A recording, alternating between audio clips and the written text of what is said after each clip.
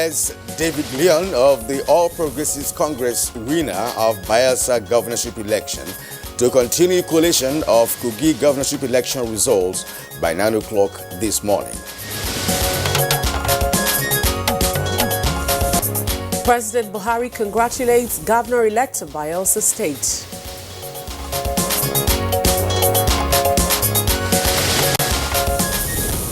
INEC declares Kogi West senatorial rerun inconclusive.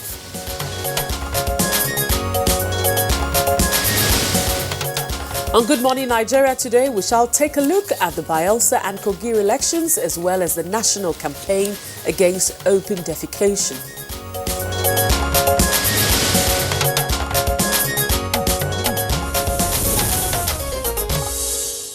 The off-cycle governorship elections in Bayelsa and Kogi states held over the weekend, and the Independent National Electoral Commission has already announced David Leon of the All Progressives Congress winner of Bayelsa governorship election, while the electorate in Kogi State is eagerly awaiting the final collation of results and the declaration of a winner by INEC later today. And that's, of course, Kieran, we also hear that the INEC has declared the Kogi West senatorial rerun election inconclusive prior to the polls. The political atmosphere in the two states was quite tense, with several appeals coming from President Muhammadu Buhari and various bodies against making the elections a do-or-die affair or a theatre of war. That's true indeed, Rhoda. The tension was so high, really high. That the Nigerian police force alone deployed over 66,000 personnel to both states to ensure the maintenance of law and order during the elections. That's true, Kieran. That alone underscored the scale of violence that was anticipated, and that put the Nigerian police force and other security agencies on red alert to gather sufficient intelligence and put all logistics measures in place to guard against violence in both states. Yeah, but good enough. The electorate, according to reports, turned out in large numbers to vote in the governorship elections in Bayelsa and Kogi, although with some skirmishes of violence as well as incidents of delayed voting recorded in some areas. The Independent National Electoral Commission, INEC, acknowledged cases of thuggery and violence in some parts of Kogi and Bayelsa states, which the Commission condemned in very strong terms, saying it will investigate the isolated cases of violence in both Bayelsa and Kogi states. Now, it is not clear yet what action INEC will take on those areas that experienced thuggery and other electoral vices. But by and large, and apart from isolated cases, the Kogi and Bayelsa elections were largely peaceful, as Nigerians in the two states turned out en masse to cast their ballot for the candidates of their choice. And certainly the electorates in both states have spoken through the ballots, and Nigerians are waiting to see the disposition of the winners and losers. On Good Morning Nigeria today, we'll be having a postmortem of the governorship elections in Kogi and Bayelsa states, and of course not forgetting the senatorial polls which also took place in Kogi West. I'm Rhoda and I'm welcoming you to the program. We're broadcasting live on the network service of the NTA from our studios here in Abuja, the nation's capital. And I am Kieran Umayo. Thank you for joining us for a fresh edition of Good Morning Nigeria this Monday. Just to let you know, we shall have a second conversation on national campaign against open defecation. And as usual, we have to serve you the complementary segments of the program, which will include a newspaper review, business, sports, and others. For now, let's join our colleague Nolene Abel Ame for this morning's early news. Hello, Nolene. Hi, Kieran. Good morning to you and Rhoda. Good morning, Nigeria. Here is the news. The candidate of the All Progressives Congress, APC, Mr. David Leon, has won the November 16 governorship election in Bayelsa State. The APC candidate polled a total of 352,552 votes to defeat his closest rival and candidate of the People's Democratic Party, PDP, Mr. Doi Diri, who scored 143,172 votes. INEC's returning officer for the Bayelsa governorship election and Vice-Chancellor of the University of Benin, Professor Faraday Orunwese, on Monday morning returned Leon as the winner of the keenly contested election after scoring the highest number of votes in the poll. Leon David Pere Rimini of APC, having satisfied the requirements of the law, is hereby declared the winner and returned elected.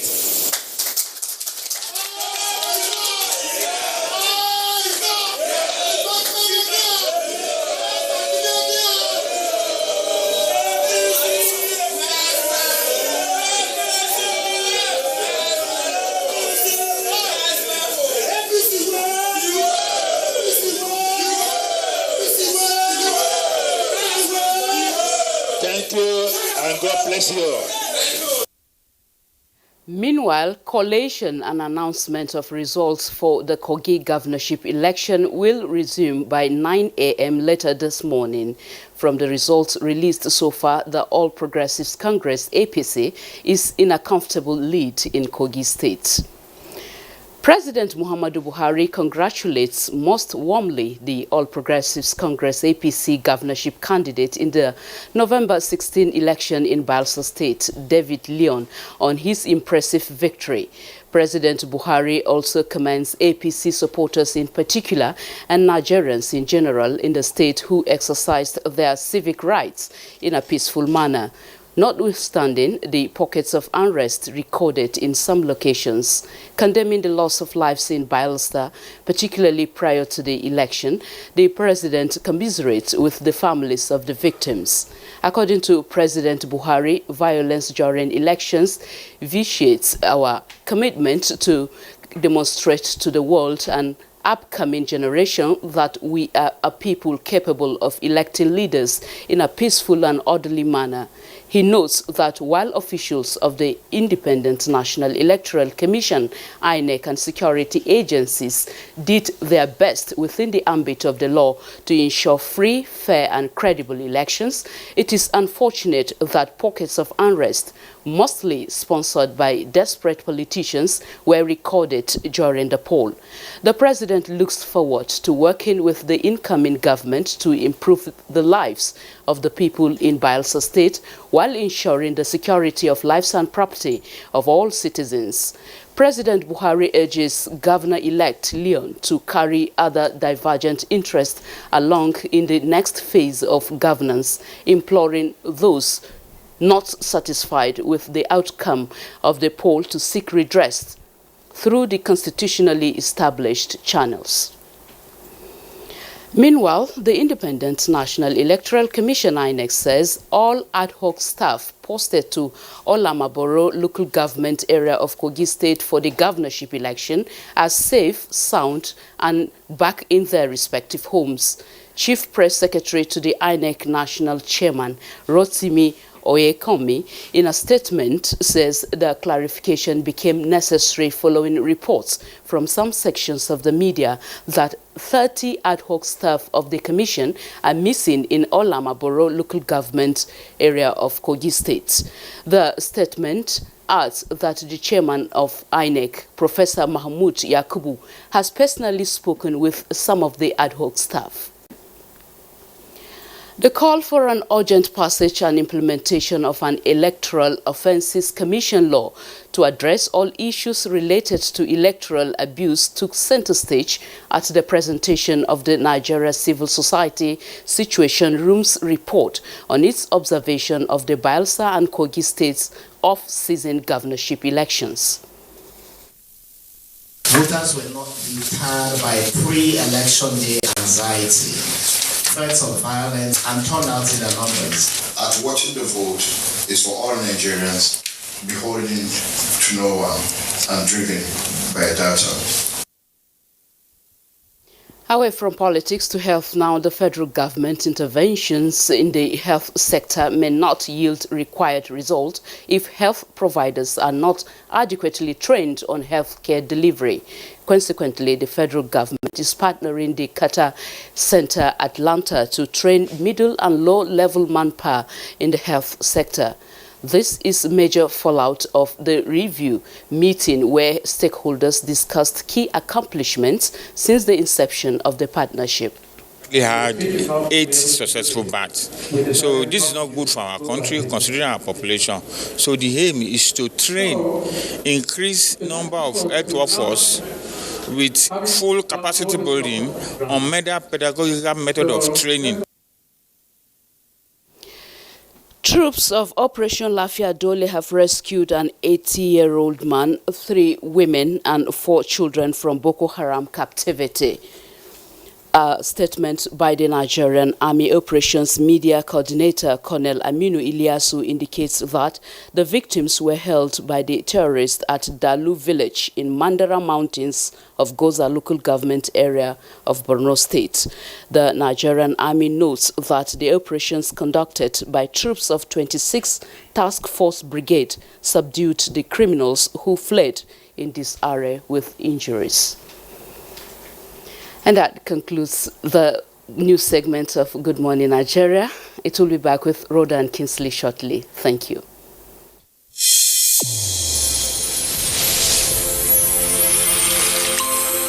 The new edition of TV Guide is out, exclusively taking a look at the traditional television and new media. Are they comparable or complementary? Media industry players give perspective on the trends, progress, challenges, and the way forward.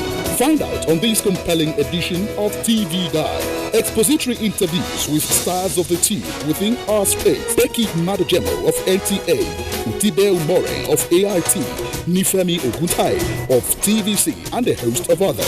TV Guide, your indispensable companion. Also feature Iya Modina. I'm the CEO, managing director of Iya Modina Sister Restaurant. I choose to serve. Shut up your mouth. Let me finish. A TV drama series on NTA. Let's get to meet the characters behind Iya Modina. This edition also presents exciting features on tourism, culture, entertainment, sports, health, and lots more. Grab a copy at the vendors near you or any NTA station nationwide. TV Guide, your indispensable companion.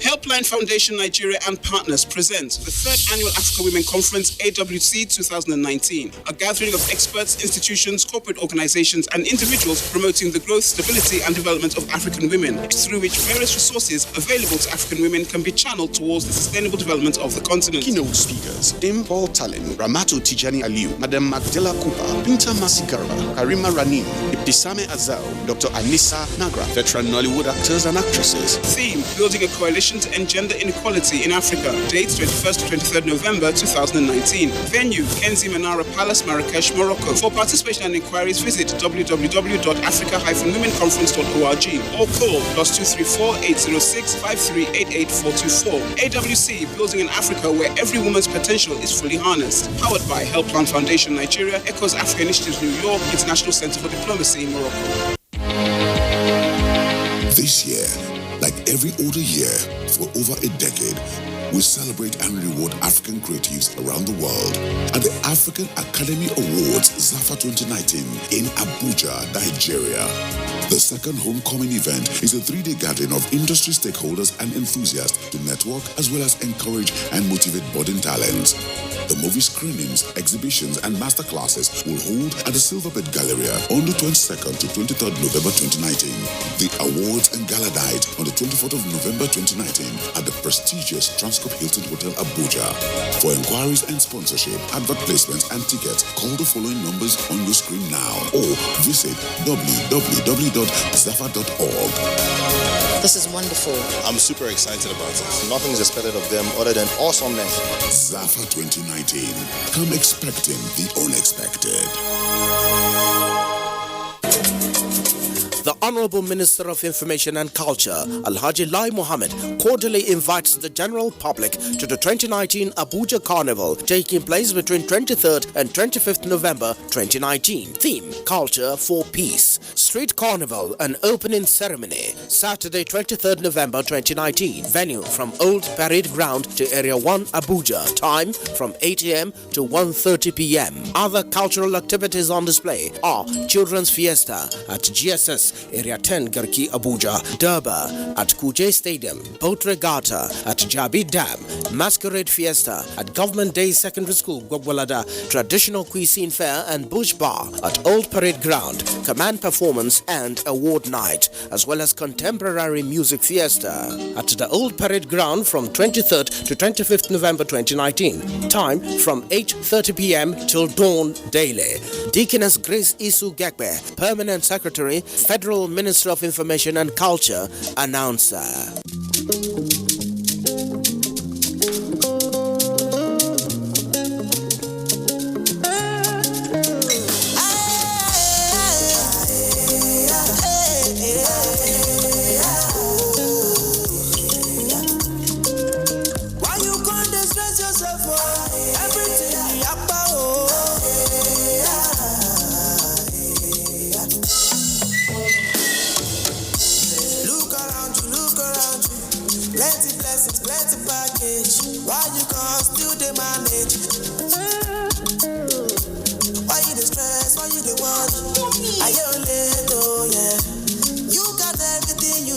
You can choose to manage everything else, but not your data.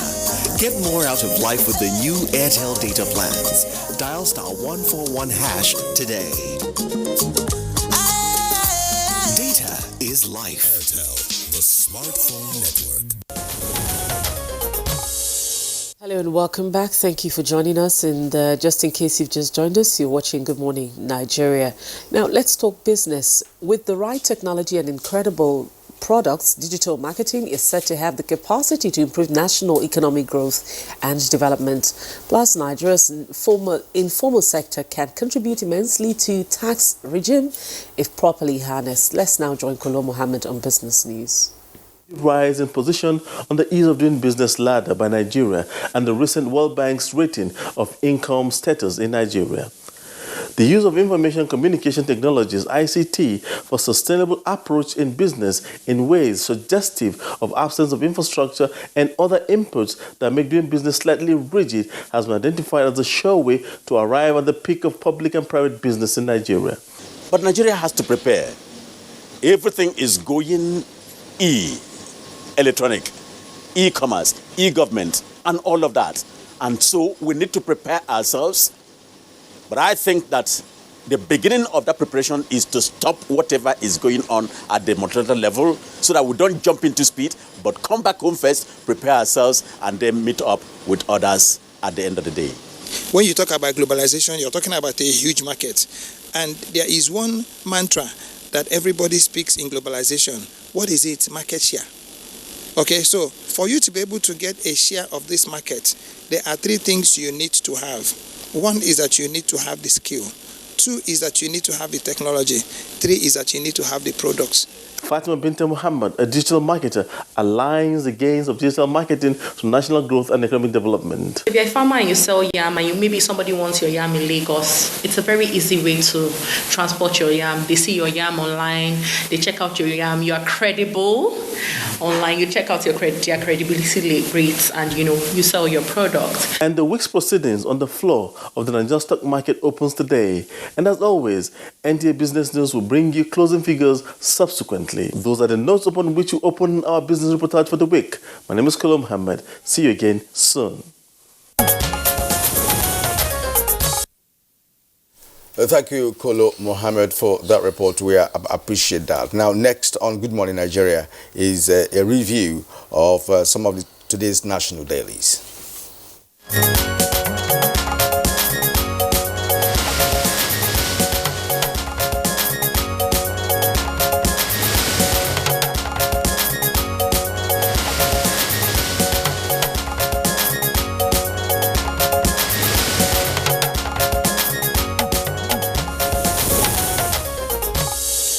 Bayo Atoyebi is in the studio as always to give us more insight into our review this morning. Bayo, good morning. Good morning, Rhoda. Good morning. How's the weekend? Good morning, Bayo. Nigeria. Weekend was good. Monitoring the election was very interesting. Very, very interesting, I must confess. All right, Bayo, let's begin with the Daily Trust. Okay, Daily Trust newspaper. Let's turn to Daily Trust newspaper. Below the nameplate, why APC, PDP lawmakers are working together in National Assembly. That's according to Lawan. I read that story on page 13 of Daily Trust. 9 months after launch, new e-passport yet to commence in states. That's on page 3. And the lead story this morning on Daily Trust, governorship elections, that's the kicker. PDP kicks as APC wins Bayelsa, leads in Kogi. With a rider, Smart Adeyemi leads in Kogi West senatorial rerun. Of course, we've had that election is inconclusive. Now, at the bottom of the Daily Trust newspaper, we have other headlines here. Gunmen kill 5 hunters in Adamawa village. The story is captured on page 3. Federal government plans to criminalize open defecation. It's on page 7. Female Muslim students have constitutional right to use hijab. That's on page 6. All right, let's quickly take the Daily Sun. Daily Sun, ex-Justice Minister Adoke arrested in Dubai. Ex-Justice Minister Adoke arrested in Dubai. That's on page 6, and it's just beside the picture, the nameplate of the Daily Sun. And the lead story this morning on the Daily Sun, APC leads in Kogi, Bayelsa, and with riders there. Police confirm 3 dead in Kogi, 30 missing INEC staff found. Monitors accuse security personnel, political parties of truncating exercise. Collection of remaining results continue today. That's the lead story and the riders to the lead story there on page 45.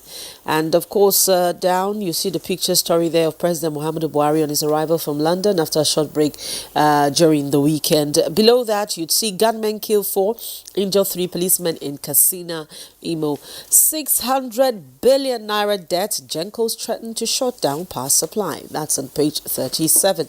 And on 41, why we are at war with Obaseki, says APC chieftain. It's a battle for dominance, liberation between Oshomole and Obaseki, says Commissioner. Those are the stories on the front page of the Daily Sun. But let me quickly take the blueprint so that you can give us more depth into most of the stories. On the blueprint, we have here, blackout looms as Gencos threatened power generation shut down. And if you come down, kidnapped Kaduna lecturers escape from captors. That's on page 13. And the lead story there, Bayelsa Kogi polls, APC coasting home with riders. Leon Bello ahead with declared results. Collation suspended in Kogi till Monday. 30 missing ad hoc staff hail and hurty, says INEC. Young Africa blames politicians, others on poll challenges. Police Commission thumbs up security. That's on page 6, and that's the lead story. Now, let's go to the footer of the paper. And I said zoning major costs of graft in Nigeria, and that's on page 5. NAFDAC sales 47 bakeries, water factories in Bronu. That's on page 5. NMDC will revolutionary. Okay. NMDC LL will revolutionize Nigeria's economy, says DG. And police declares 38-year-old Faladay wanted. That's on page 17. The last one, the hijab, demand your rights within the law. Sultan urges Nigerians. That's on page 6. Those are the lead stories on the blueprint this morning. RMIO. Let's begin with the elections in Bayelsa. Yes, indeed, elections are the talk of the nation now. But the Independent National Electoral Commission has declared the All Progressive Congress governorship candidate, David Leon, winner of the Saturday election in Bayelsa. The returning officer, Professor Faraday Ounwese of University of Benin, announced that All Progressive Congress pulled 352,552 votes, winning in 6 local governments, while the People's Democratic Party pulled 143,172 votes, winning in 2 local governments. But the collation of results for Kogi State is to continue this morning. The returning officer and Vice Chancellor of the Ahmadu Bello University, Professor Ibrahim Umoru, announced the continuation, 9 o'clock today. The results of 10 local governments that have, the results of 19 local governments released so far shows that All Progressive Congress had won in 10 local governments, while the People's Democratic Party has won in 9 local governments. Results of the 2 local governments that are expected are Lokoja and Abuja, and they are expected to announce after collation today. Meanwhile, the senatorial election for Kogi West, the rerun, indicates that the election was inconclusive. The lead margin between Senator Smart Adeyemi, who polled 80,118 votes, as against Senator Dino Melaye, who polled 59,548 votes, is lower than the 43,127, which is the number of registration of voters in the 53 polling units and 20 registration area. The returning officer, Professor Olaide Lawal, declared the result inconclusive. He says INEC will subsequently announce a date for supplementary election. But there were concerns about violence on the election both in Kogi and Bayelsa, and it is very worrying, the development. In spite of INEC's announced and timers planning for the election, unfortunately, election did not start on time. INEC confirmed that 90% of the 254 polling units and over 3,000 voting points in Kogi State had their material delivered on time. 80% of such was what was delivered in Bayelsa. Former President Goodluck Jonathan, for instance, could not vote at his Otuoke vote until 11:45 a.m. And after voting, he remarked that he had the opportunity of being an election monitor in other nations. And when the election starts there, it starts promptly at 8 o'clock. And so we must learn how to start elections at the time given. However, the electoral officer in charge of the Otuoke gave an explanation. He said on Friday evening, people from the community came to demonstrate and protest that they don't want their polling unit where it has been located. And so INEC had to wait until Friday morning before relocating electoral material to the selected polling unit. And that was why it had to be delayed up to that time. But be that as it may, there were reported violence in several locations. In Bayelsa, materials were stolen at Ottawa. Also at East Boman, there were reports of electoral officers who said that they had to be forced under duress to collate results. In Nembe and Brass, there were no cancellations of the results that were announced, and it appeared to have been peaceful. But in Yenegua, there were reports of violence that showed. In Kogi State, a similar atmosphere prevailed. There were pockets of violence across. There was violence in Iloko and Ayetoro. In fact, in Ayetoro, in one area, thugs invaded the polling booth, asked for the election results, and took that of the governorship, tore it into pieces, and left them with only those of the senatorial elections. The question now is, if the police had deployed about 31,000 to Bayelsa and about 35 to Kogi, how was it so easy for thugs to pervade the whole places?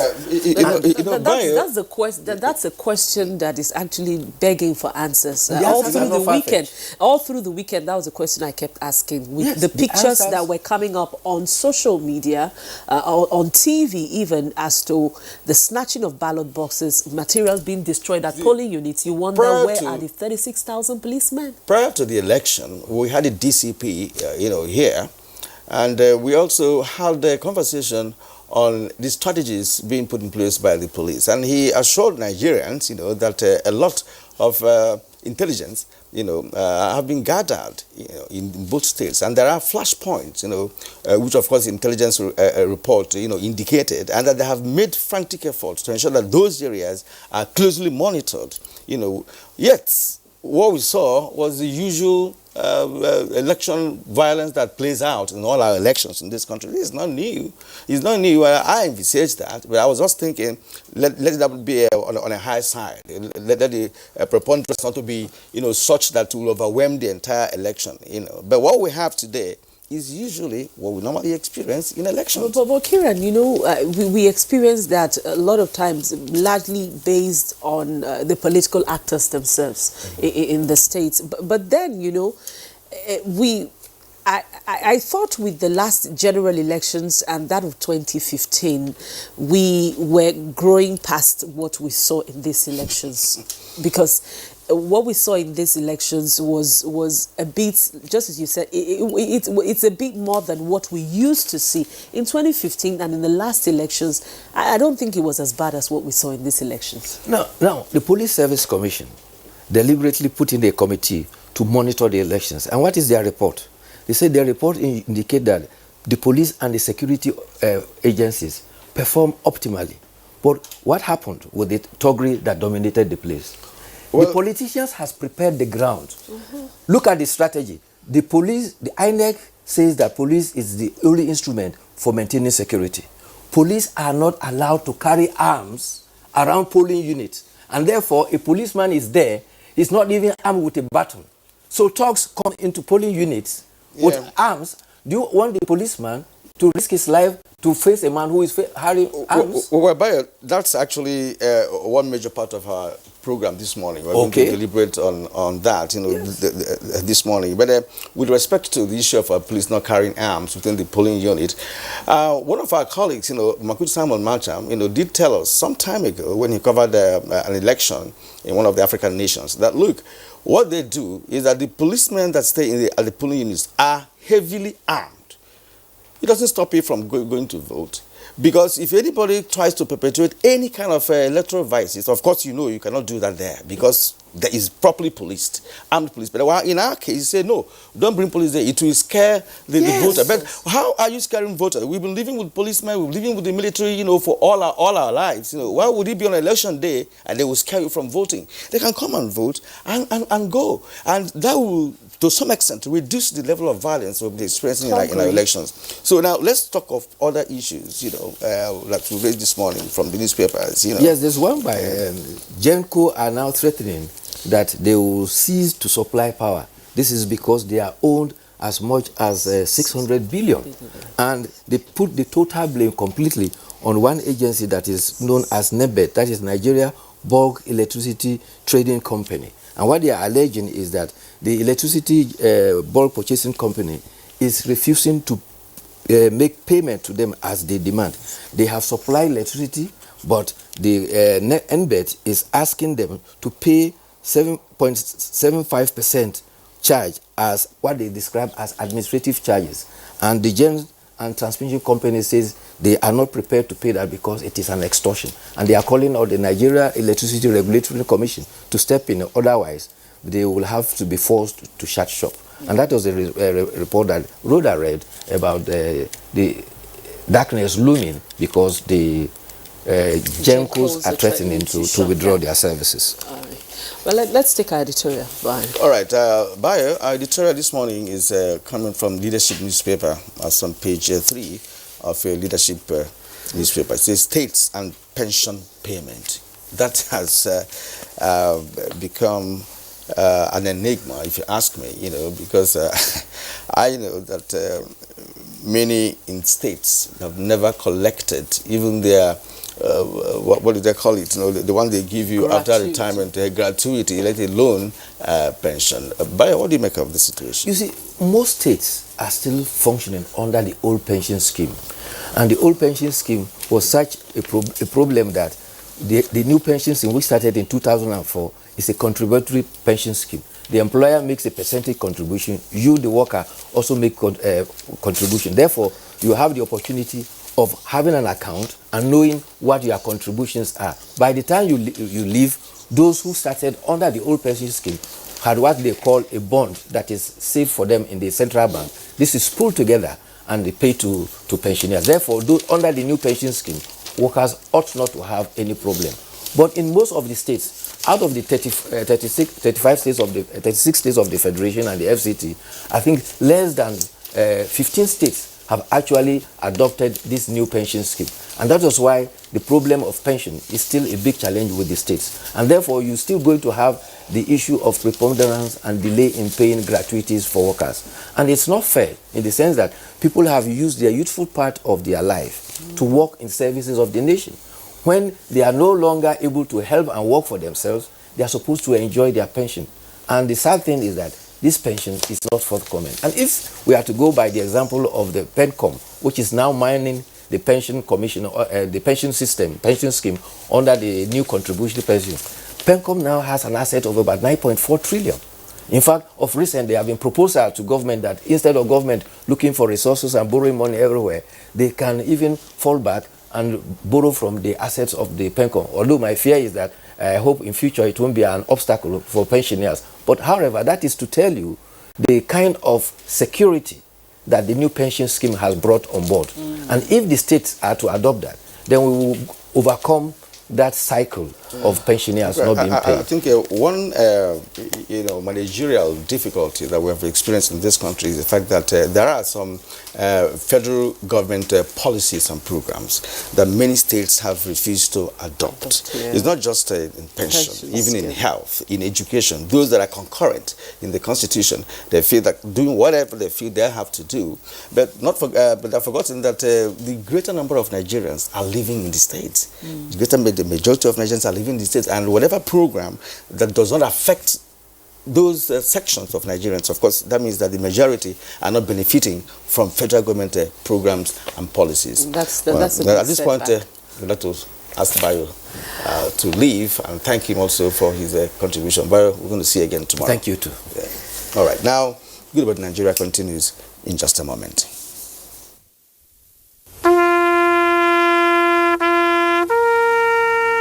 They are there at the crack of dawn. They are there busy preparing while we rise for our day. They are there silently, guarding, waiting, listening, and watching. They are there ready in the sky above and the waters below, in the blistering heat of the day, in the dead of night, willing, indefatigable, determined in the defense of the sovereignty of our country. They are our first line of defense and our last. They who have paid the ultimate price in defending us. They are fathers and uncles. They are mothers and sisters and girlfriends and boyfriends. They are brothers and cousins and best friends and neighbors. They are classmates, colleagues, and citizens of this nation. They are our defenders and deserve our respect, our prayers, our thoughts. Nigeria, please support our armed forces. 20 years of travel and counting. 20 years of promoting tourism in Africa and diaspora. Over 3 million kilometers traveled. Over 30 African countries visited. Explored the diaspora in 4 continents. Connected over 100,000 happy tourists to Africa.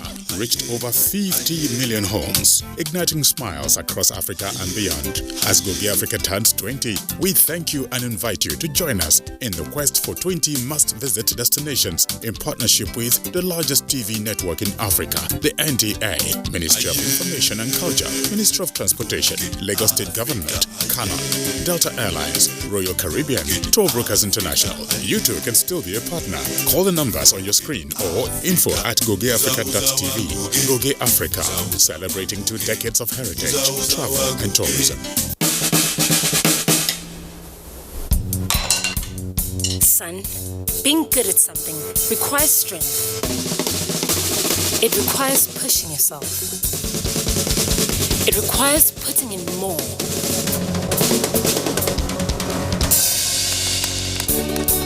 That's why the new improved Bornvita is packed with vitality and a great taste.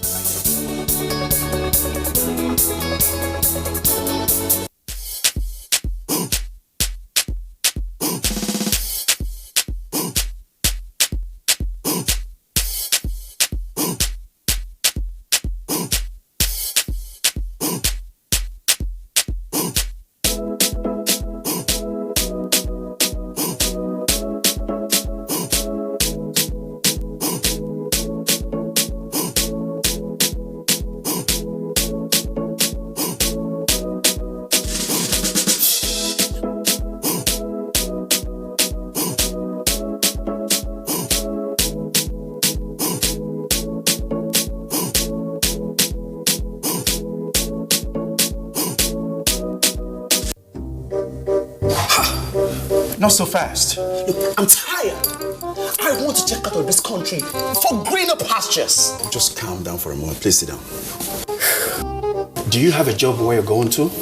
No, but someone is arranging, Listen, Aliko. Checking out of this country without proper planning means one thing. Unimaginable begin. You know, I've been in the diaspora, but legitimately doing great things at home and abroad. As I've been saying, without the proper footing abroad, the risk is not worth it.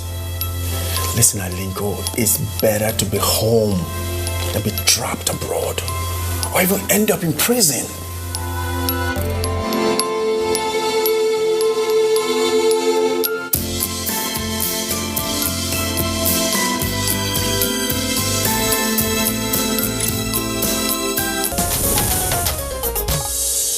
Welcome back, and if you've just joined us, you're watching Good Morning Nigeria, and we're live on the network service of the NTA. Our first conversation this morning will be on the Bayelsa and Kogi elections, but we have our guest already seated here in the studio to, of course, do a postmortem on the election results that has been announced and the one we're still expecting. But first, let's take the announcement of the Bayelsa governorship election results that was announced early on in the early parts of this morning. Let's see if we can take that. Leon David Perewo Rimini of APC, having satisfied the requirements of the law, is hereby declared the winner and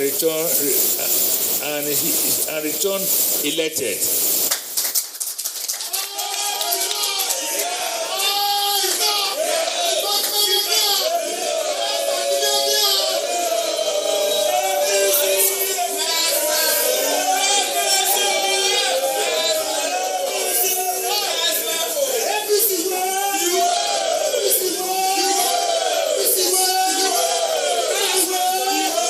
Thank you, and God bless you all.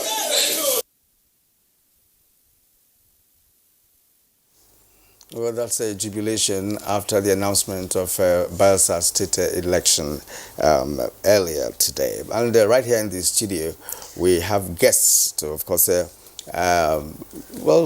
do some justice to discussions relating to what happened over the weekend and the announcement that we are expecting. And first of all, we'd like to introduce Rotimi Onyekomi.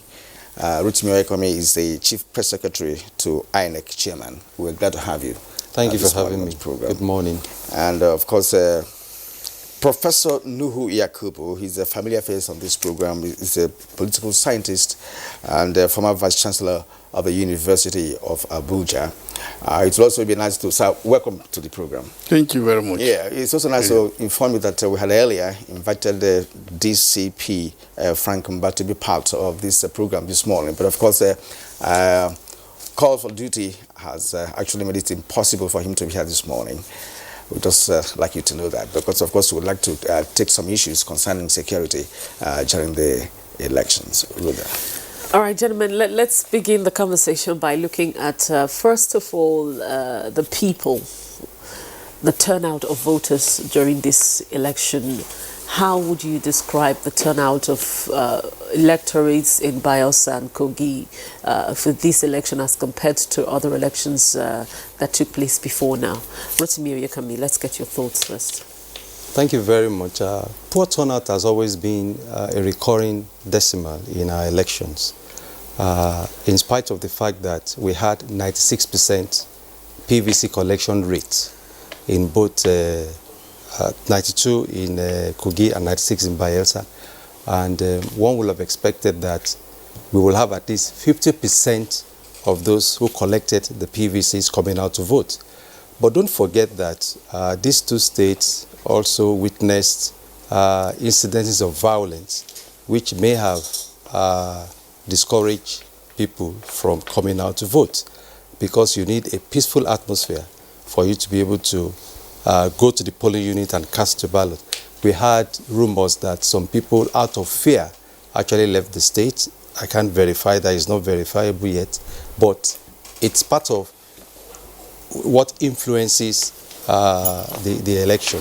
This is an election we planned for. We announced far back in May, and the date of the election was fixed, and all the activities were observed, and we expected that people will come out. But it's not just peculiar to these two elections. I think more needs to be done to persuade people to come out en masse, because the more people participate, the better is it for the country. Yeah, let's bring in a prof here, along the same line of voter turnout in both elections, considering the antecedents of both states when it comes to elections. Are you surprised that we didn't have the kind of turnout that was expected by INEC, for instance? Well, let me start by noting that the newspaper reports we got indicated by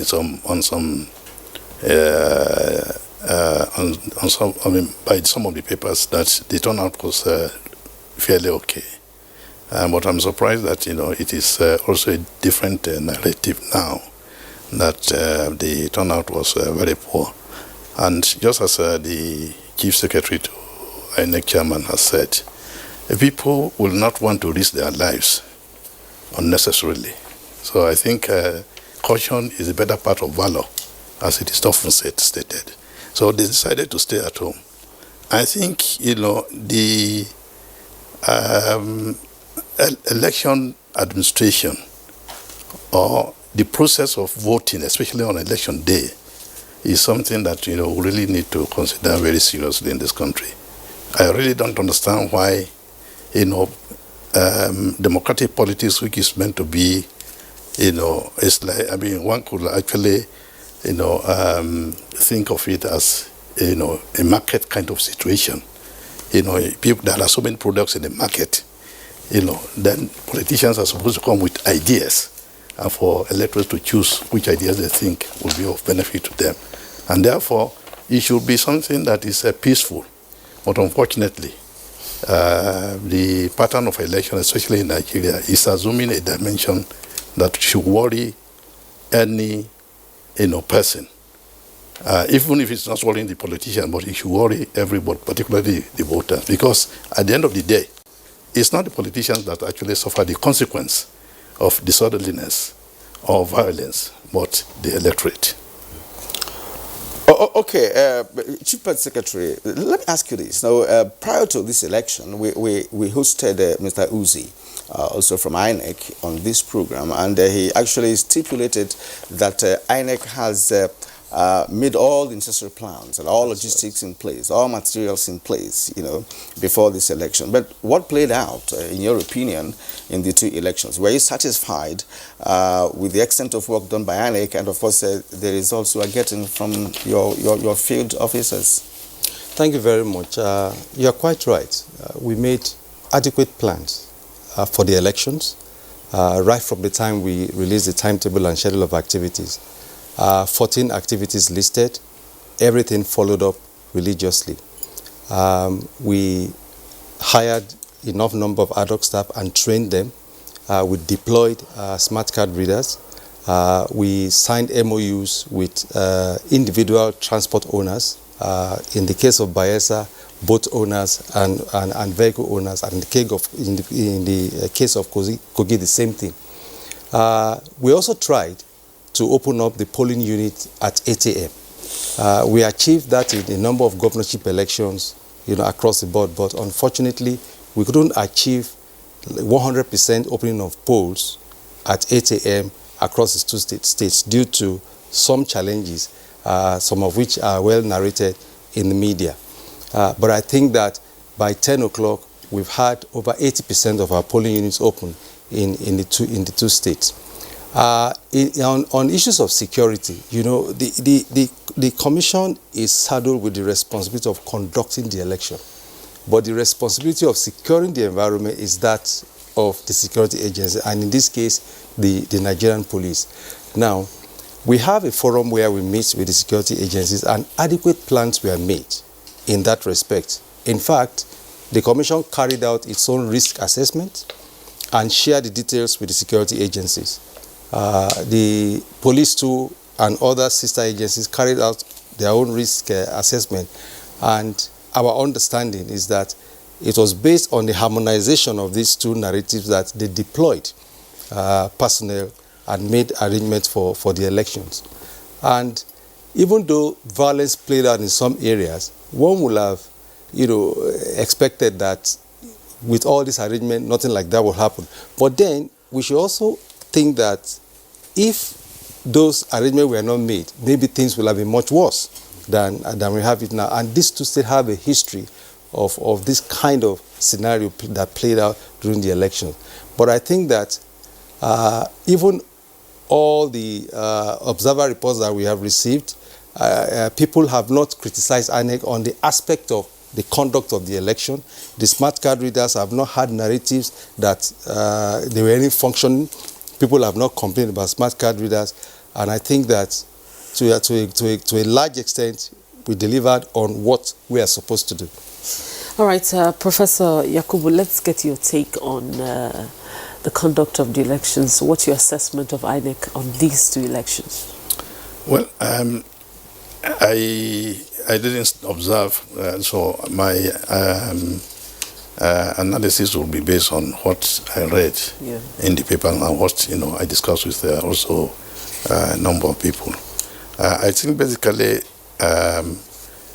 this time around INEC could be given a pass mark in terms of the deployment of materials for the election.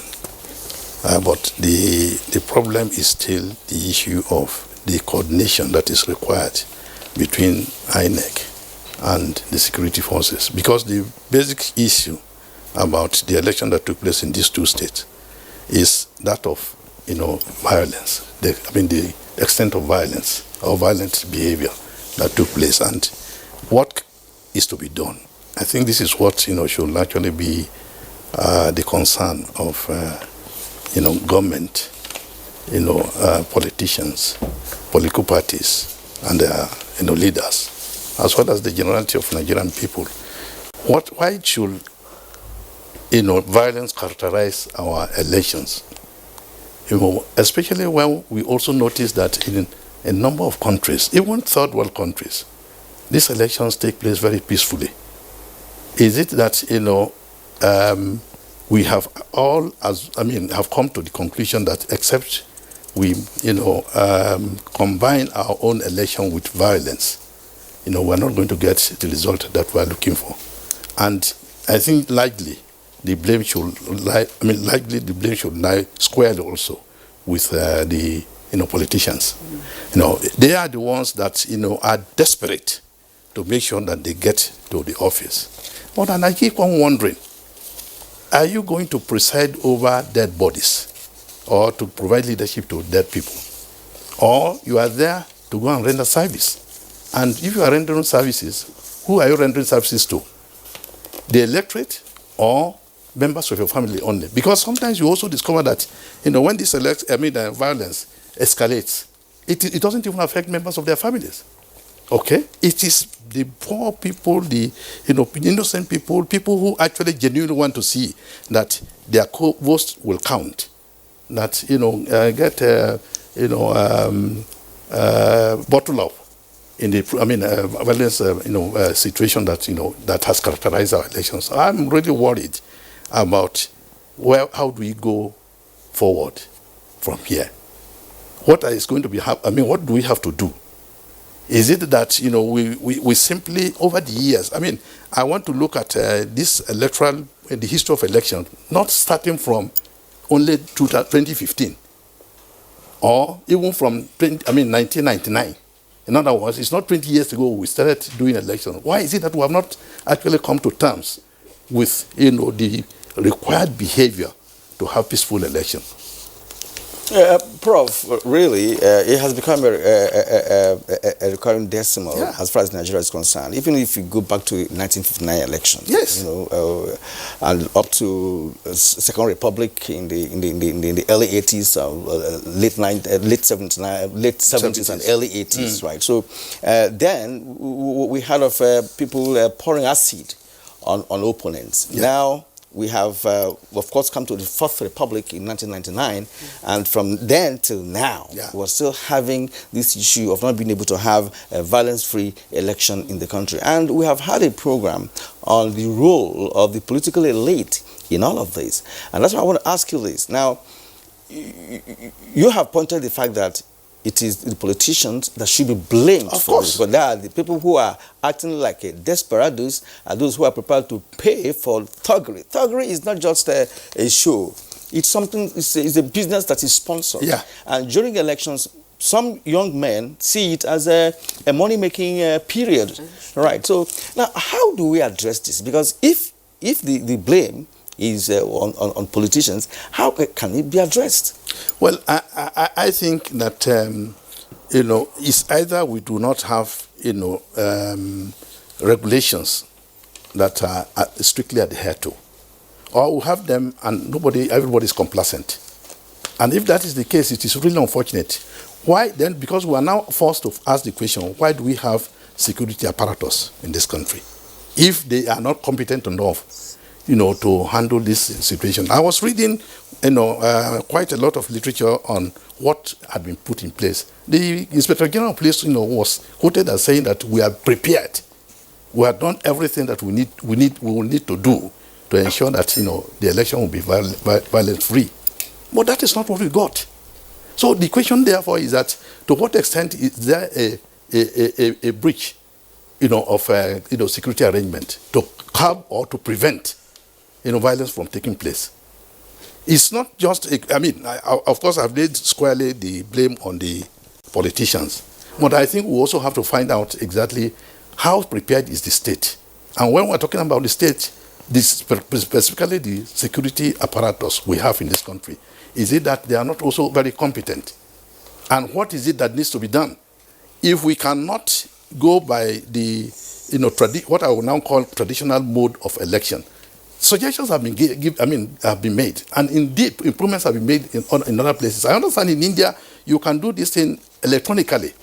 Election in Brazil, it can be done electronically. Why don't we even think of adopting a system whereby people do not have to go and be exposed to dangers just because we want to elect leaders? And in fact, what is also painful to me as a political scientist is that we end up even having leaders that are not suitable for the offices they are competing for.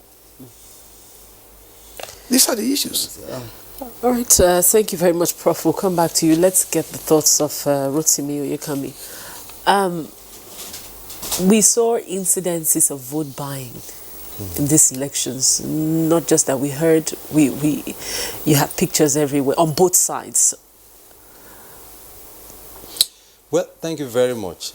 You recall that I think it was during the Ekiti governorship election that this issue came up strongly. Vote buying is not peculiar to these times. It's been on for as long as you can remember, even in the 60s. It's just transforming into different ways. First, why do we have vote buying? It's a pointer to the fact that INEC processes and procedures have greatly improved in such a way that politicians now find that it is very difficult to manipulate the process. So the next alternative is to turn to the voters. And they do that by buying up permanent voters' cards or going to their houses a day before or several days before to induce them, or going to the polling unit area. And when we noticed that, we went to Osun, and in our meeting with the stakeholders, they suggested that, look, ban smartphones from the voting cubicles. And they narrated what they found, that voters will go to the voting cubicle, snap the ballot paper, and then go and show a vote buyer outside and collect some money. And based on the advice, we discussed further with the stakeholders and then agreed that henceforth, smartphones will not be allowed in the voting cubicles. Not just that, any photographic equipment will not be taken in. Now, we didn't ban smartphones around the polling unit area because there's also the people's resource sheet that must be pasted on the polling unit at the close of poll. Now, when you look at what happened in these current elections, I really don't know how widespread it is. You know, we have 21 local governments in Kogi and 8 in Bayelsa. The reports have not indicated that it is widespread across all the local government areas. Now, we work with the EFCC. We enlisted their help. The chairman of INEC, Professor Mahmoud, met with the chair of the EFCC. We also enlisted the help of the ICPC because they are the organizations empowered by the law to track such things, because we were not only concerned about physical vote buying, we are also concerned about online vote buying, and they've been helping us. Now, it's too early to assess the situation, because we need to liaise with them and find out what they found, whether some arrests were made, and if those arrests were made, they can give us a report. That we'll still need to find out, but we tried our best. But again, on the social media, you see a lot of pictures, but we also need to tread on the path of caution, because a lot of fake content is unleashed on all of us, and some of the things that people post there are things they retrieve from several years, and one needs to be careful. But I think it's a serious problem, and it's something that we should continually think of how to deal with as we move forward. All right. Really, the recent vote buying pattern that we also saw, in our show and the kitty, were actually at the polling units. The other one you described was perhaps an arrangement prior to the election, where you negotiate with people that will vote for you and give them money prior to the election. Now, talking about smartphones, which you mentioned, you see, Nigerians keep devising means of countering any kind of regulatory arrangements that you have. The more you bring up a regulation, the better for those people to, think of an alternative, a counter, if you like, or an antidote, to what you have done. So that has continued. But from this election, from all indications, I am not sure that it was so pervasive as we had, Shu and the Ekiti in their own elections. But let me ask you this. Since 1999, or rather, I would say from 2015, we have had a number of inconclusive elections by the current INEC, by the current INEC in the country. And just yesterday, we just had that the Kogi West election, that is senatorial election in Kogi West, is also inconclusive. What must have led to this inconclusiveness of elections with respect to what happened yesterday? Thank you very much. Elections they are legal processes. There is a threshold for declaring results. For governorship, for instance, apart from winning the majority votes, you must win the majority in 2/3 of all the local governments in that state. In the case of Kogi, for you to be governor and deputy governor, you must win the majority overall, and then the majority in 2/3 of the 21 local governments, and all that. Now, what happened in Kogi West is a typical example. The commission does not just declare elections inconclusive. And mind you, maybe a little correction here, it is not this commission that has declared elections inconclusive the most. It happened in the previous election. It's more with this current one. Well, you see, inconclusive election is not really a bad thing if you look at it. Look at what happened yesterday. In fact, the media should pay attention to a new trend that I saw. Civil society organizations were calling on INEC to cancel the elections in Kogi on their own. And even better. That for me is very instructive. That even before we concluded the thing, they held press conferences, and we heard from the Situation Room, we heard from Yaga calling on INEC to cancel the election. It then meant that they found that there was a lot of interference with these elections. Now, Kogi West had 7 polling units, and there was violence there. And the declaration was that the number of cancelled votes was more than the number of registered voters. Now, let me describe it properly. If there are 5 polling units in a constituency, just for the sake of clarity, and one of them has the highest number of voters, maybe 60% of the voters are in one, and the other 4 share the 40%. Now, the political party that is weak, that knows that the opponent is stronger in that one polling unit, will try to disrupt, that's the pattern, disrupt election in that one with 60% of voters, so that they don't vote or they don't have opportunity to vote. Now, what INEC is saying is that you are wasting your time. At the point of collation, we count.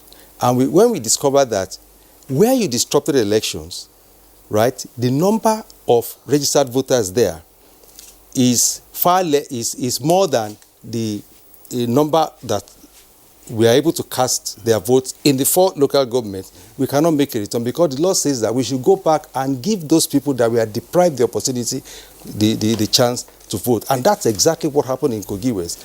And we are saying no. It will amount to a nullity for us to declare election where a large number of people we are disenfranchised, and in such a way that it affected the overall figure of the election. So that's what leads to inconclusive election. Now that's not INEC. We prepare, we deploy, we are ready to do our job. People come and interfere with our work, and there is a threshold. Now the implication is that if you declare without following the threshold, somebody will go to court. You know, in this country, politicians are litigation happy, right? They will go to court, and by the time it is subjected to this test of the rule of law, if the court finds that INEC did not follow the rule, the elections will be cancelled and then we'll go back again. So I think rather than blame INEC for inconclusive election, just like the prof said, we should focus on those who disrupt our processes during elections. We still had some issues of logistics in this election in terms of transportation, especially in Bayelsa. How do you intend to nip that in the bud in future elections? You know, it's really painful for us as a commission that we still have issues with logistics despite all the plans that we make. Now, let's go to 2019. Logistics, the arrangements were a big issue, forcing us to postpone the election by a week. Now, after that experience, we conducted reviews.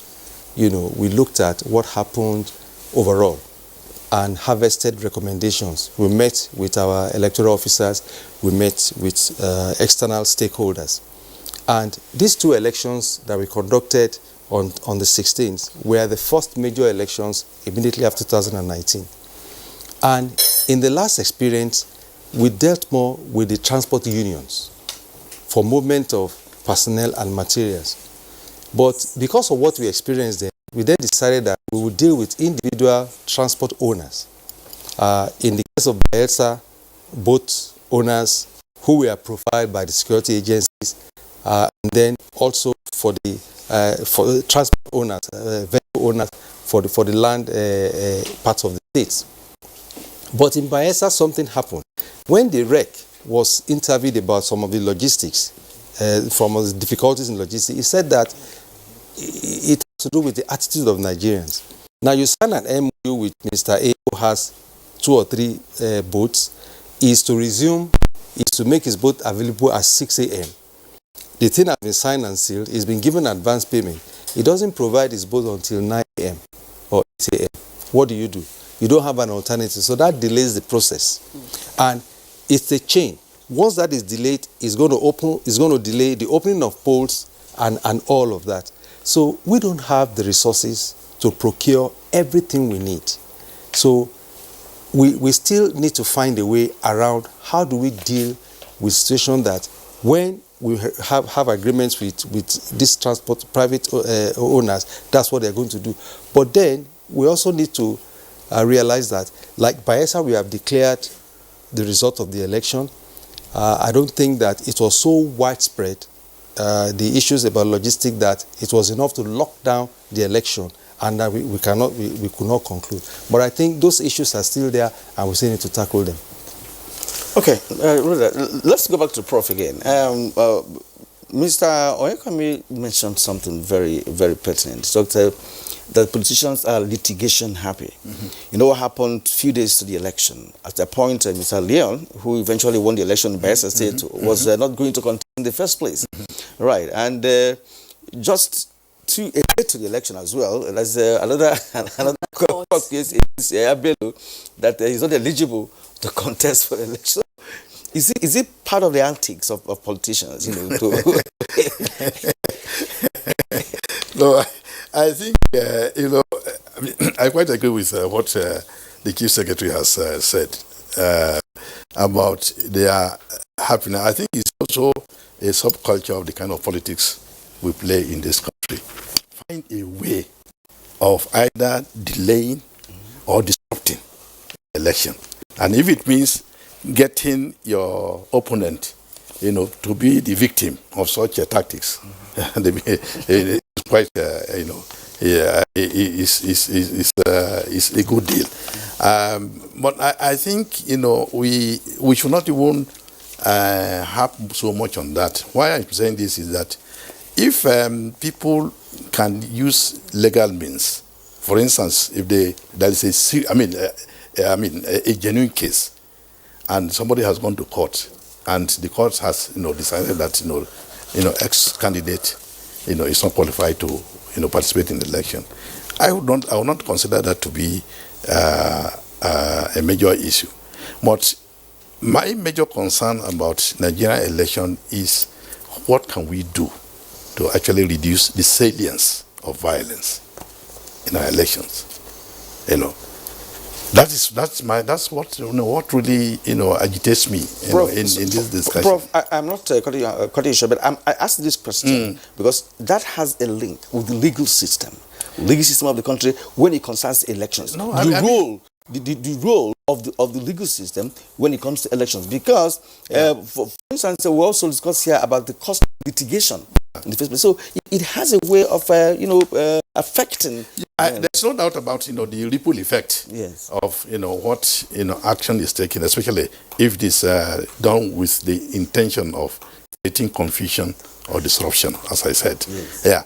But I'm just saying that if you compare that with a situation where everything has gone according to plans and there's no disruption, nothing. But all the same, on the day of election, we have some of the incidences we're talking about here now. It gives me worry. It worries me a great deal that in light of everything that the electoral election administration agency has put in place, i.e. INEC has put in place, we still end up having some of the problems we are faced with. I think that should actually be something of a major concern. But the INEC is not the one that will decide X candidate or Y candidate cannot contest. But an opponent might have seen a loophole and they will try to exploit it. I'm saying that it's still part of the game of politics. But as long as that does not actually create a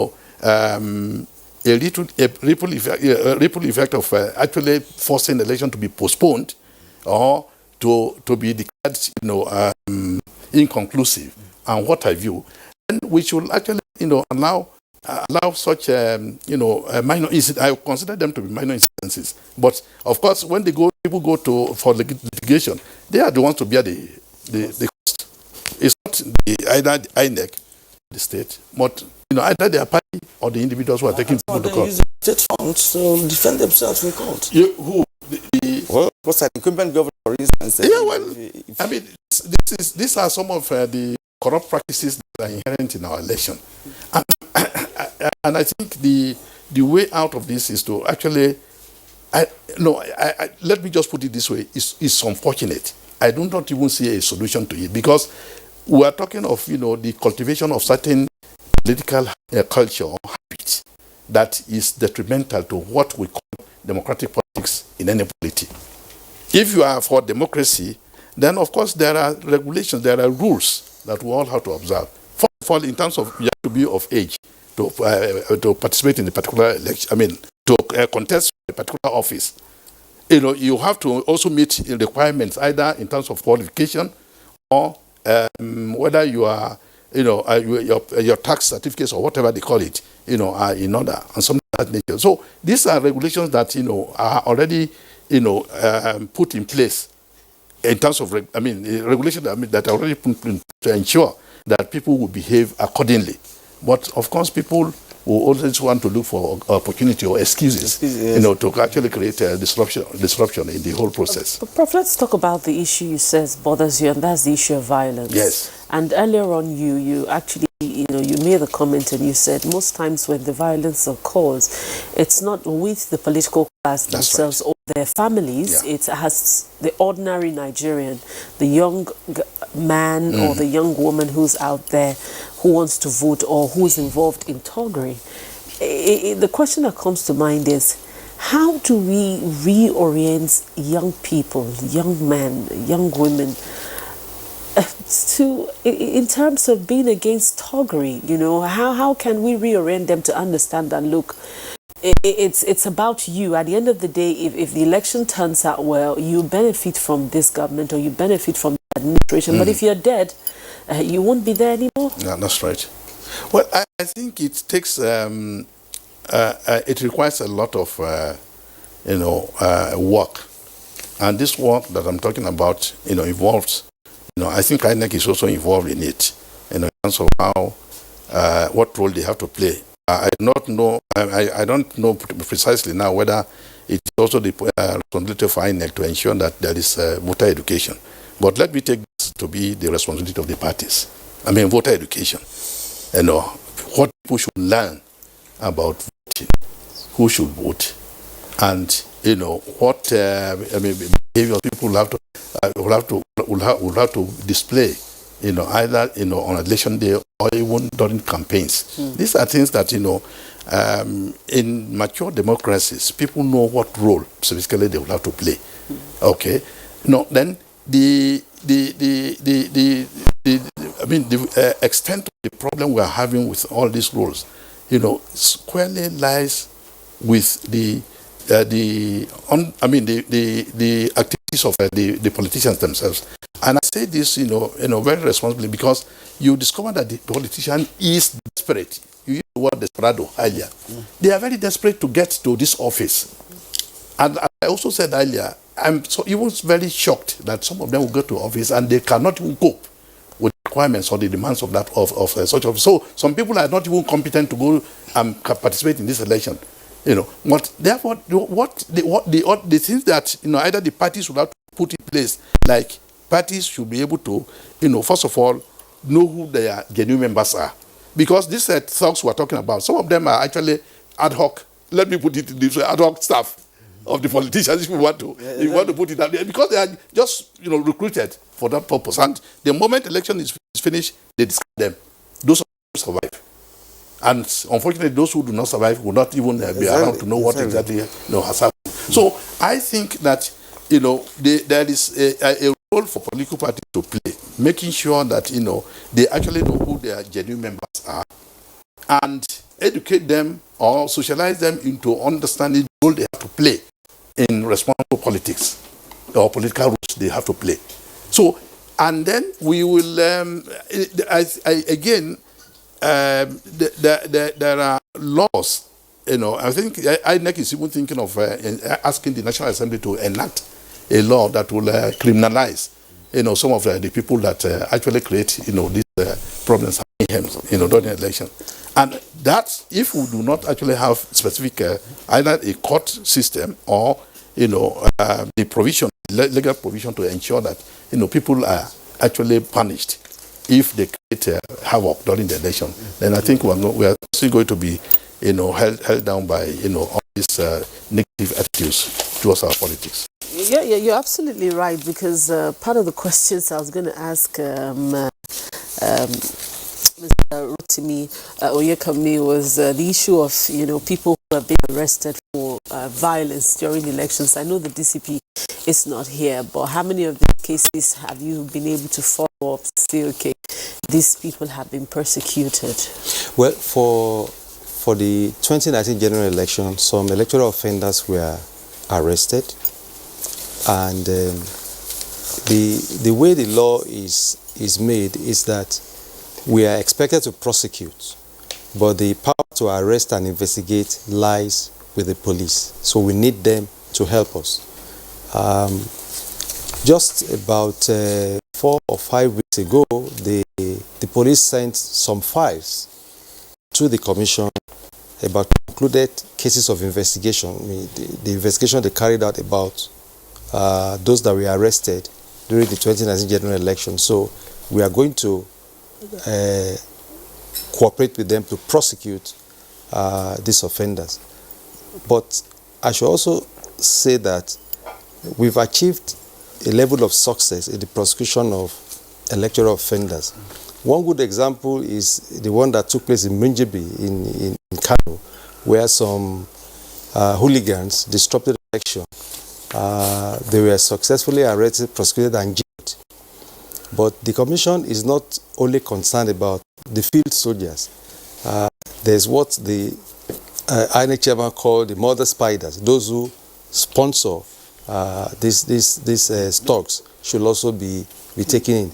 And that brings to the fore what the professor said about this electoral offences tribunal, the court that we are asking the National Assembly to enact. And I think we have promises from the National Assembly that they will expedite action on that particular law.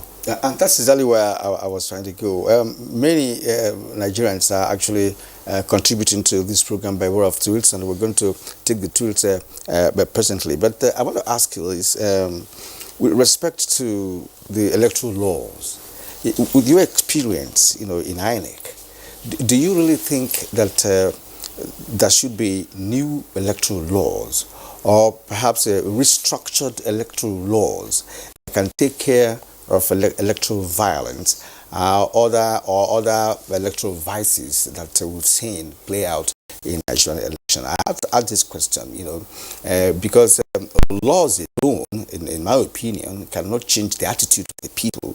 It cannot change the attitude of the politicians, who act as if there will be no tomorrow if they don't win elections.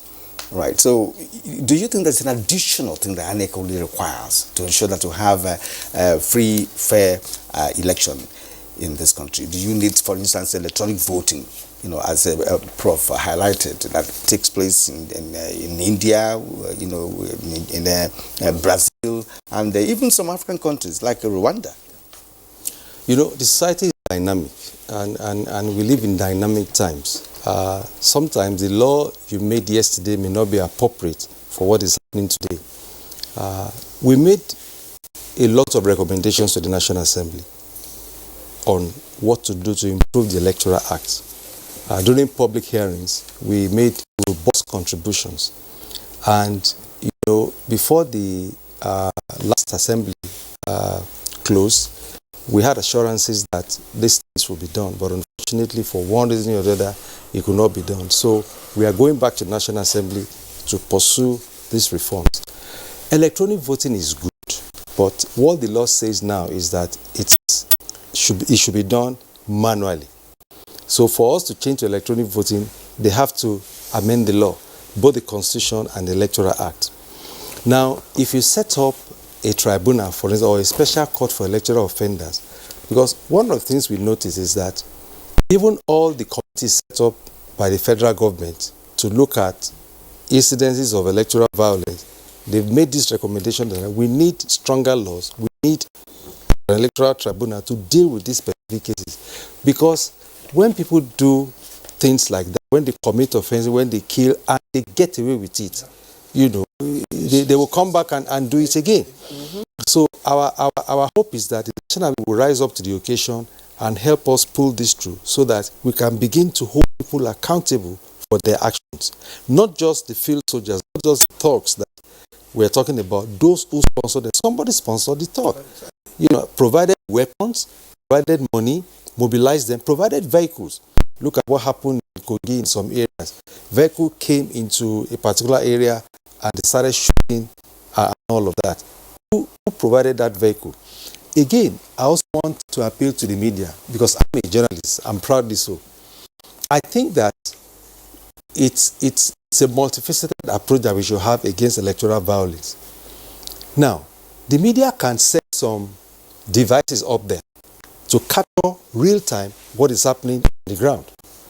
There are devices you can send up there that you can plant in certain drones, right, that can capture. For instance, that vehicle comes in with people. The drone zooms through that vehicle to capture the specific faces. But can't I install cameras? It's not able to install cameras. Well, elections are are expensive to conduct as they were. Remember our budget the last time, what people were talking about these figures. If we are going to put cameras in all the polling units in this country, almost 120,000 polling units, that's going to cost some money. The question then becomes, can the country afford to do that? So these are parts of the issues. All right, thank you very much, Prof. A little input to this issue. I think, the issue about, laws may not change the behaviors of people. Laws are actually very powerful. I think the problem we have in this country is implementation. Always, that is the major problem. I don't even think, the current electoral law we have is not adequate enough to take care of what we are talking about here. Because these are things that actually get repeated one election after the other. So it will have been captured. In fact, we may not even need to put in a new, except to, as the Mr. Oyekami, right? Yes, sir. Yes, as he has put it, the society is dynamic. What I think is a particular incidence of violence that we target, or the law has already targeted, may actually be made so sophisticated that we have a different form of it next time when people want to carry out. So I think that what should be the concern of the Nigerian state, and I think, ultimately, whatever it is we suggest or whatever it is the analysis we make here, the Nigerian state has to, sit up and ensure that all the institutions of state are working efficiently. The security has a very major role, fundamental role to play in curbing violence during elections. All right, thank you very much, Prof. Just as Kilian indicated earlier, we're getting comments, suggestions, and questions via Twitter handle at NTAGMN from our viewers, and I'd like to take them now. The first one is from Abdul. It says some of the election observers should be sanctioned for not telling the truth about the realities on ground.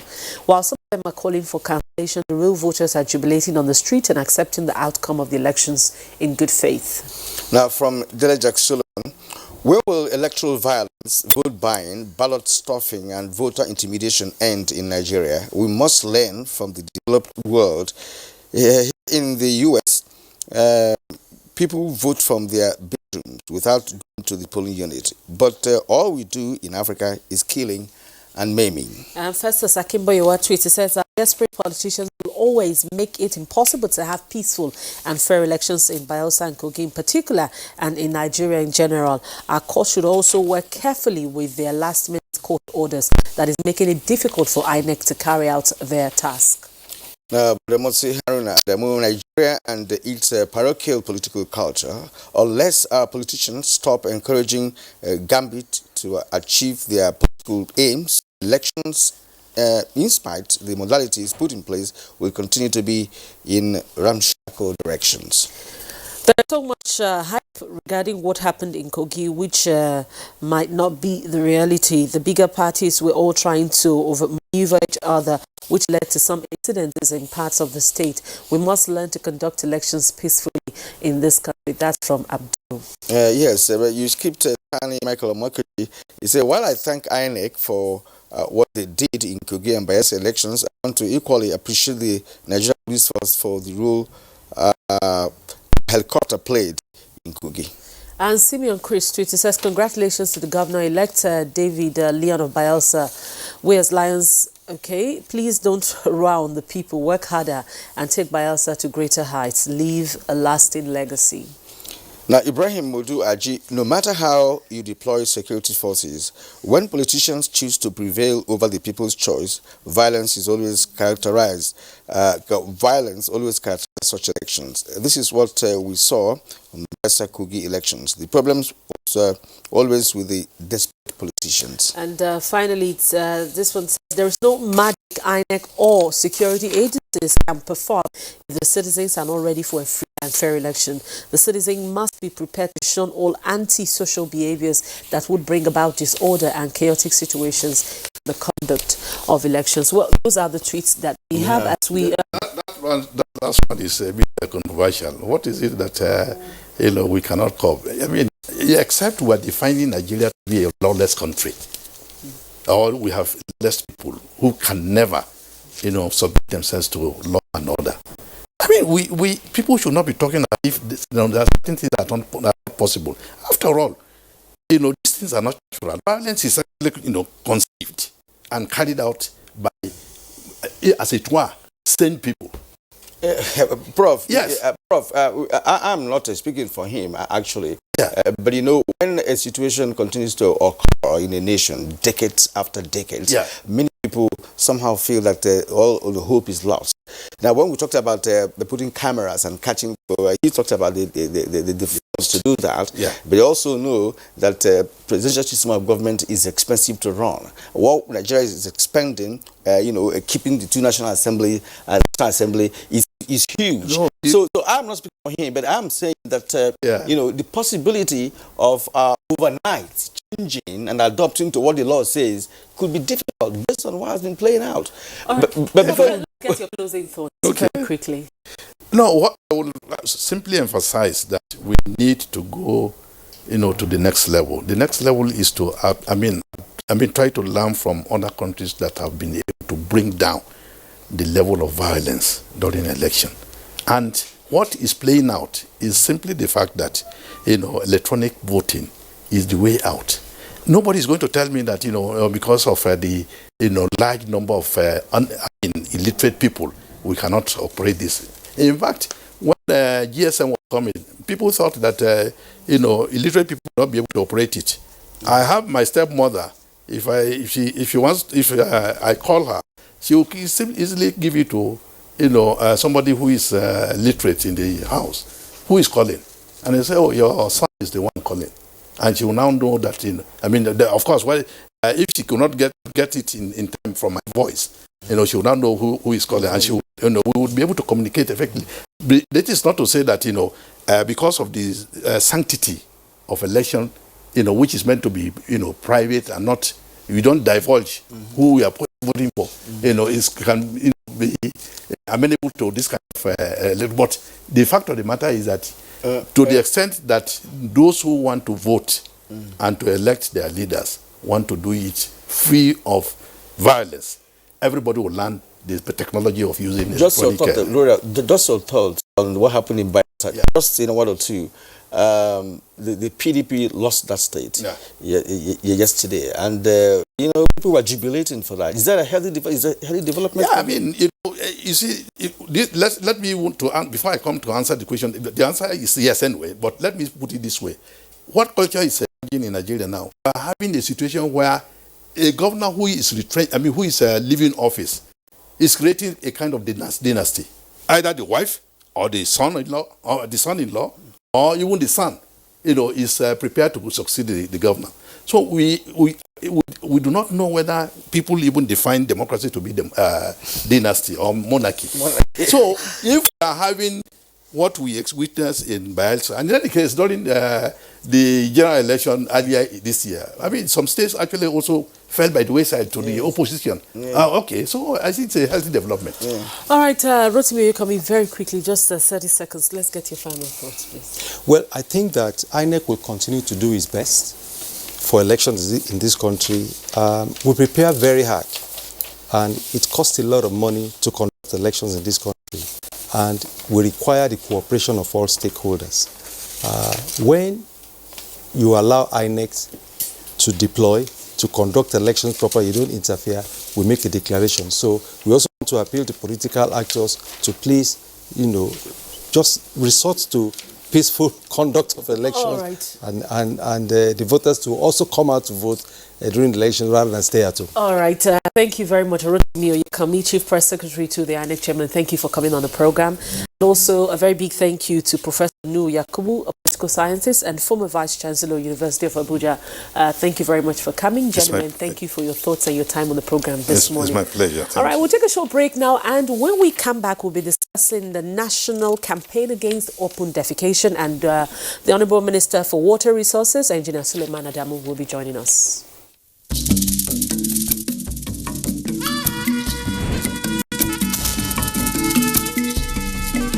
Meet the dreamer. Meet the stylish. Meet the bold.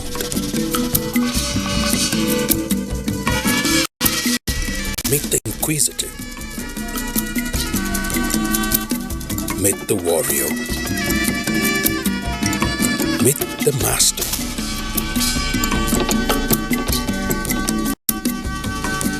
Meet the realist. The challenge is coming.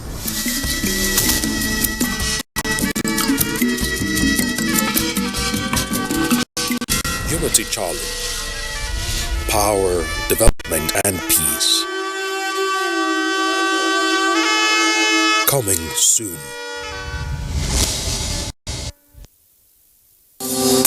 Can I see your particulars, sir? Officer, my particulars today here. In that case, you'll have to come with me to the police station. Officer, which levels? Where I for find you something make you take arrange your weekend. What? Offense number 1, driving without particulars. Offense number 2, trying to bribe an officer of the law. I won't harass Nigerians or take bribe. Change begins with me. This message is brought to you by the National Orientation Agency in conjunction with the Federal Ministry of Information and Culture. You're still watching Good Morning Nigeria. We're live on the network service of the NTA. I indicated earlier that we have another conversation, and that's on the issue of a campaign against open defecation in Nigeria. Just as I indicated earlier, we have the Honorable Minister of Water Resources, Engineer Suleiman Adamu, here with us this morning. Honorable Minister, you're welcome to the program. Thank you. Good morning. Yes, it's good to have you again on this show. Thank you. And this time around, we're talking about open defecation. Well, we have known, historically speaking, that there are many so-called third-world countries, who have had this issue of open defecation for a long time. A country like India, I'm sure, has already come out of that. But now that you are running a campaign against that, how bad is open defecation in Nigeria? Well, it's very, very bad, honestly. 7 million Nigerians, that's 24% of our population, are practicing open defecation. The largest concentration is the north-central geopolitical zone. Lowest is in the northwest. The major problem is that it's not necessarily the absence of toilet facilities in public places, but there are still some cultures in this country that believe that open defecation is really not a big deal. And therefore, they don't even see the point in building toilets in their houses and so on. They just take it for granted that once you feel like relieving yourself, you just go into the bush. So it's this cultural attitude that makes it even worse. And this is something that we need to tackle. Well, you just spoke to us now on why it's part of the reasons why it's still rampant in our culture, in our system. But then the issue we're discussing is on a campaign against it. What is the target for that, to achieve that?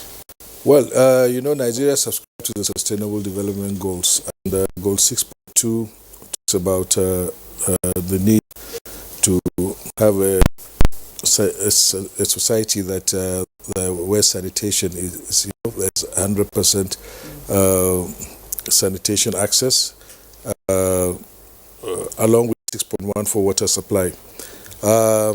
So Nigeria has subscribed to that, and therefore in 2016 we developed a roadmap to end open defecation by 2025. The target for SDGs is 2030, but we want to do it 5 years earlier. So before the roadmap, we also launched what we call the P-WASH program, Partnership for Expanded Water Supply, Sanitation and Hygiene, to improve access for water and sanitation to rural communities. This came about because under the Millennium Development Goals, we didn't do well in terms of sanitation at all. So, and we didn't even meet the targets for water supply at that time, but although we did fairly well in terms of access to water, 50% of the rural population was found not to have access to adequate water supply. So we established the P-WASH program and subsequently launched the roadmap against open defecation. Because Nigeria is ranking number 1 in Africa. Some years ago, Nigeria was number 6 worldwide. Over time, other countries took concerted efforts to take themselves out of the practice, which saw Nigeria going up the ladder.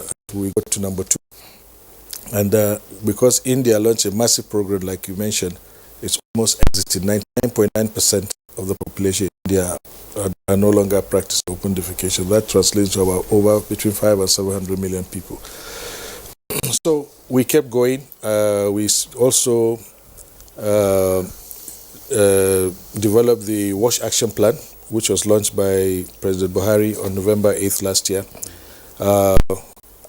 during which time we also declared a state of emergency on water and sanitation. All this have efforts to ginger people to stop the practice, improve on sanitation, especially at state and local government level. So these are some of the efforts. Then we came on, Federal Executive Council approved in April a national campaign against open defecation, which is what we're about to launch tomorrow. Okay. So far, there's been good reception from most of the states. They've also gone ahead to declare a state of emergency on water and sanitation. And we're beginning to see states legislating against open defecation. Is there a slogan for this, and how long will it subsist? Well, we call it Clean Nigeria, Use the Toilet. This campaign against open defecation is a subset of the entire sanitation program, but it's the most important, because if we get people to stop this practice, there's a tremendous impact on sanitation and therefore on health of individuals. And we hope, like I said, continue this campaign, hoping to end it by 2025, so that we can declare Nigeria open defecation free. As at now, only about 14 or 15 local governments in the country are open defecation free, although we have over 20,000 communities. But if we continue we have 774 local governments, so we still have a long way to go. Yeah, it's a pretty long way, if you ask me, because you gave an explanation that it is more or less, experienced in the north central area of Nigeria more than other parts of the country. But I can assure you that if you go down to the southeast or south of Nigeria, it's also a cultural practice. And I want to come from that angle of culture, because that's what we're going to address first of all, for people to now understand the need to even, not do that. Because in one of the programs that I watched on one of the foreign media, people enjoy doing that. You enjoy doing that. You could be there with your friend, and you'll be there on one side or on the other side, and you'll be chatting and doing that. So it's a culture. How do you address the cultural component of it? Because that is the beginning. And we're talking about Nigerians at the lowest level. Well, yes, it's a culture.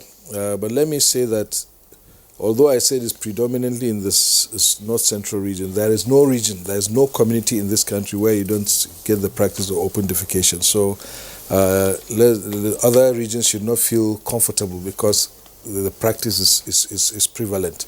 Only that statistically, you have a difference. Now, our approach is through what we call community-led total sanitation.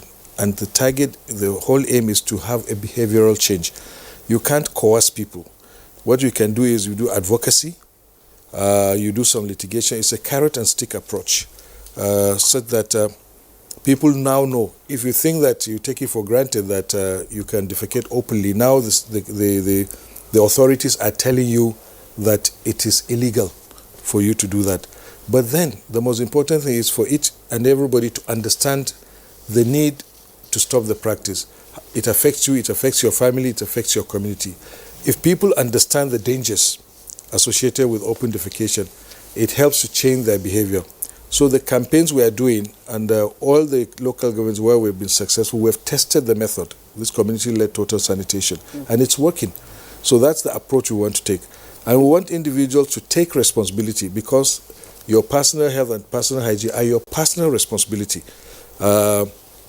Once the advocacy sinks in, and we know we have a very good communication strategy that shows people, that explains to people the dangers of this practice, I think we're going to succeed.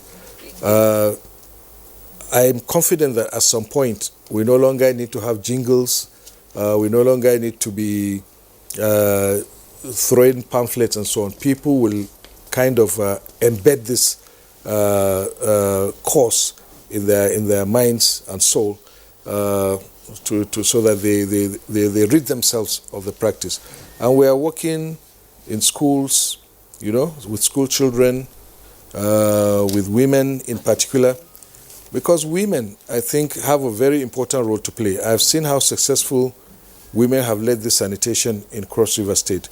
They are the most vulnerable when it comes to the practice of open defecation. They're susceptible to assaults and attacks and rape, when they go into the forest or into the bush to do their business.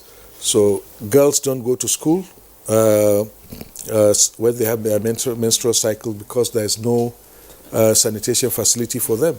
So we're also going to use, I think women are a very potent force to help in this campaign. Is there a possibility of an executive order on open defecation? Absolutely. There is an executive order that is before the president, and it's going to be signed very soon.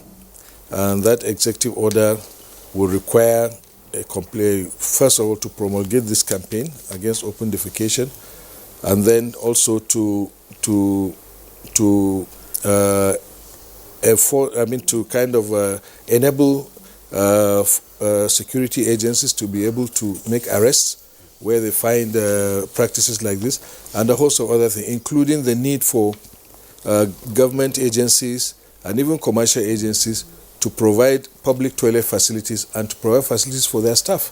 All right, sir. There's an angle I'd like us to take this. I was privileged to be in Stockholm in 2014 during the Water Week, and this issue of open defecation came up, with some ideas on how it could be tackled in the third world countries. And one of such is sanitary inspection. We used to have sanitary inspectors of those days, who go from house to house to inspect the houses and see how, people are maintaining cleanliness in their homes. And again, what is the role of state government and of course local government here? Because these are in the council areas where we have the majority of Nigerians who are actually practicing this very culture we're talking about. So what would be the role of state and local governments in this direction, even if it comes up from the presidency as a presidential order? Yeah, I thank you very much for this question, because most programs that have been put in place by the federal government, the challenge has been translating them at subnational level. The WASH action plan that was launched by the president last year provides specific roles for the federal government and the states. And this WASH action plan and the roadmap against open defecation and all the things that we've been doing, including P-WASH, were brought together, were coupled together along with representation from the states and the local governments. But I understand and I agree with you, and that is why this campaign, we want the states to drive it at the end of the day, because that's where the people are. How do you intend to implement it, especially at the subnational level? Well, at the campaign tomorrow, we expect governors will come and they will make a commitment. And like I've said, we have shared all this, the whole plan with them. I have addressed governors at least 3 times on this issue. And like I said, also many states have begun to declare a state of emergency on on water, sanitation and hygiene, and that is a good sign, which wasn't there before.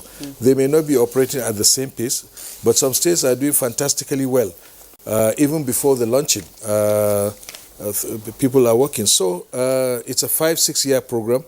I'm sure when people see the benefits, for instance, like in Cross River State, when a few communities saw what was happening in the other communities, that there, the cases of diarrhea and child mortality had improved, the statistics had improved. They started coming to the communities to ask what is happening. And then before you knew it, it was a chain reaction. And within a very short time, the entire local government was ODF, open defecation free. Yes, so we expect states to have, once the state governments, especially the governors, have the political will to drive this, I think everything will be fine. The local government, each local government, we are having what we call WASH comps. These are committees on water and sanitation. Those states that don't have it, we're trying to encourage them to create them. And these are the ones that will go about, maybe through that you have all the sanitary inspectors that we used to have before. But this project has to be driven, this campaign has to be driven by the states, and we're going to work closely with them. Finally, let's get your closing thoughts. And then you talked about a program for tomorrow. Yes, of course. Tomorrow, 19th November, is designated by the United Nations as the World Toilet Day. So we're using tomorrow, that day, 19th November, to have this national launch on open defecation. It's going to be done at Eagle Square at 10 o'clock. Like I said, state governors will be there. We expect them to make a commitment, and we'll unveil the logo, and then that's flags of the campaign. It's not the end of things, it's the beginning. And once we start, we're going to continue to roll it. All right, Honorable Minister, well, I wish you well, because when I put my thoughts back, I'll recall how it is to engage in open defecation, and I'm sure that many are not in a hurry to leave that. So you have a lot of jobs to do to convince people, especially those who have been properly acculturated in that. It's always difficult. Yeah. So at this point, we'd like to thank you so much for sharing your time with us, and of course explaining to Nigerians the need for us to campaign against open defecation. Thank you so much. And it will surprise you to know that even in Abuja, where we live, sometimes you'll be doing the expressway, you look left or right, you see somebody doing it in the Abuja, capital city of Nigeria. Definitely. And of course, it's not only good news. All right. Okay. Thank you for coming. Thank you very much. All right. Well, good morning, Nigeria. We are actually winding down for now. Let's go sports. Victor Osimhen netted a brace and also got 2 assists in a roller coaster game in the 2021 AFCON qualifying match against Lesotho at the Setsoto Stadium in Maseru. It started off nervy for the Eagles, who went behind inside 11 minutes after striker Masuabi Nkoto beat William Troost Ekong in the air and Daniel Akpeyi in goal to put the hosts ahead. But the 3-time African champions turned up the heat, and before the break had responded in kind through Alexi Wobi in the 26th minute and Samuel Chukwueze in the 38th minute. Winger Ahmed Musa replaced goalscorer Chukwueze, and Ramon Aziz came on for Joe Aribo. Those changes brought extra verve to the Eagles, who took flight with Osimhen latching onto a beautiful pass from left-back Ola Aina to beat the Lesotho goalkeeper. Ramon, as his turning provider for Osimhen, took the opportunity with a plumb for his second of the game and third in the qualifiers. Sunday's results thus ensures Nigeria keeps a perfect record from 2 games and extend their lead in Group L. Meanwhile, Nigeria has booked its place in next year's Women's Olympic qualifying tournament following a 74-59 win over Mali in the semi-final of the Pre-Women Olympic qualifying tournament on Sunday in Maputo. In a repeat of the 2019 Afro-Basket Women Championship semi-final, where the Tigress won 79-58 points, Hugh Gliotis' side showed no signs of letting up on Sunday as they took their winning streak on the continent to 13 games. They dominated the first half and the third quarter, winning 14-11, 20-14 and 25-14. But took their foot off the gas to allow Mali some breathing space in the fourth, 15-20. Nigeria will now compete in the 16-team Women Olympic qualifying tournament from February 6th to 9th, 2020. All right, and that does it on Good Morning Nigeria today. We thank you for watching. Tomorrow morning, bright and early, 7 a.m., the program returns. I'm Rhoda Anonam. Do enjoy the rest of your day. And I'm Kieran Umaya. Thank you for your time. We'll see you again tomorrow.